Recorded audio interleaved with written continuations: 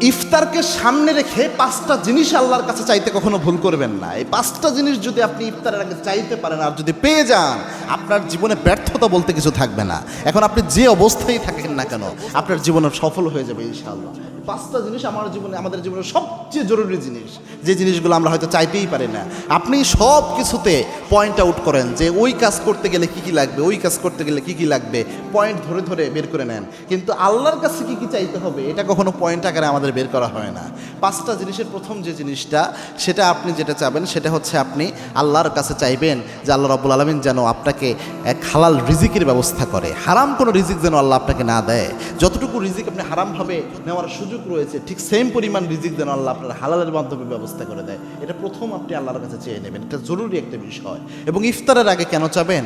আল্লাহর হাবিবের সুস্পষ্ট একটা বর্ণনা, আল্লাহর হাবিব জানিয়েছেন, বান্দার যত দোয়া আল্লাহ রাব্বুল আলামিন কবুল করে, তার মধ্যে বান্দা যখন ইফতারকে সামনে নিয়ে আল্লাহর কাছে দোয়া করে, ওই দোয়া আল্লাহ খালি হাতে ফেরত দেয় না, সাথে সাথে দোয়া কবুল হয়ে যায় ইফতার সামনে রেখে দোয়া করলে। এই জন্যে এইভাবে দোয়া করবেন। প্রথম চাবেন আল্লাহ আমাকে আপনি হালাল রিজিক দান করেন, এটা জরুরি একটা বিষয়।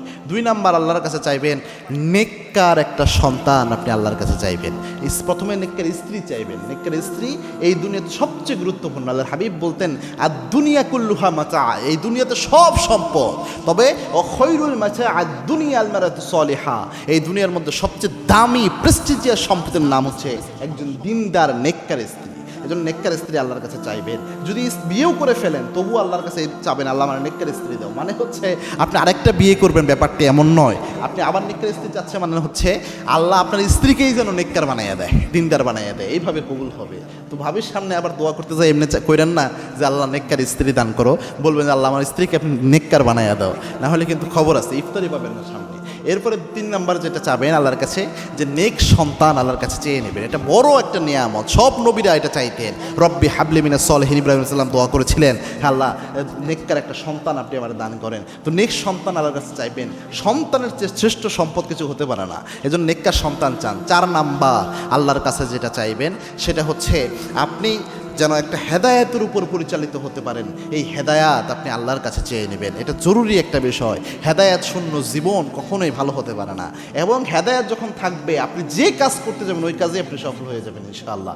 পাঁচ নাম্বার, মৃত্যু যেহেতু আপনার বরণ করতেই হবে, আল্লাহর কাছে চাইবেন, আল্লাহ আপনি আমার এই রমজানের ওসিলায় আমার জীবনের সমস্ত গুনাহ মাফ করে দিয়ে আল্লাহ আপনি আমার ইমানই একটা মৃত্যু দান করে দিয়েন যেদিন আমার মারা যেতে হবে। এই পাঁচটা জিনিস যদি চাইতে পারেন ইনশাআল্লাহ জীবনে সফল হতে আর কিছু লাগবে না।